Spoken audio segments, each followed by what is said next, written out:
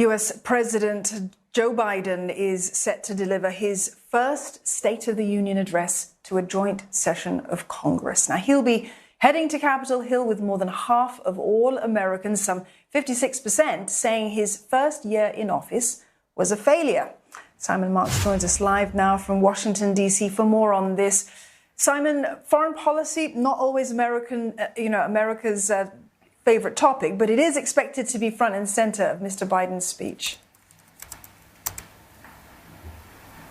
Yeah, very much so, Dawn, because it has to be front and centre of his speech. And so the president, we're told, spent a good period of time over the weekend revising the speech to reference the ongoing crisis in Ukraine. I mean, for President Biden and his advisers, this is going to be a complicated moment because there is the potential for it to be a real split-screen moment on television, beaming into American living rooms from coast to coast, because just as President Biden is speaking at 9 o'clock in the evening here, it will be the very early hours of the morning in Ukraine. So a real risk of that Russian military offensive playing out in Kiev, in Kharkiv, in the east of the country, and in other locations. So there's no escaping what's going on in Ukraine for President Biden, and he's going to have to find the cadences not only to send a very clear message to Vladimir Putin in the Kremlin about America's expectations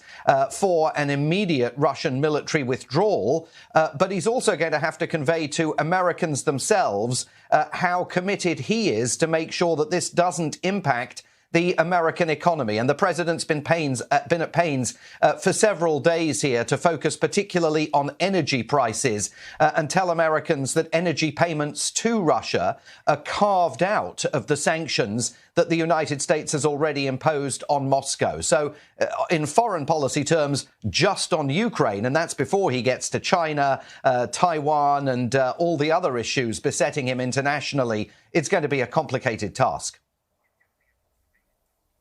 There is plenty on his agenda, but another thing he can't escape is the domestic challenges that he continues to face as well at home.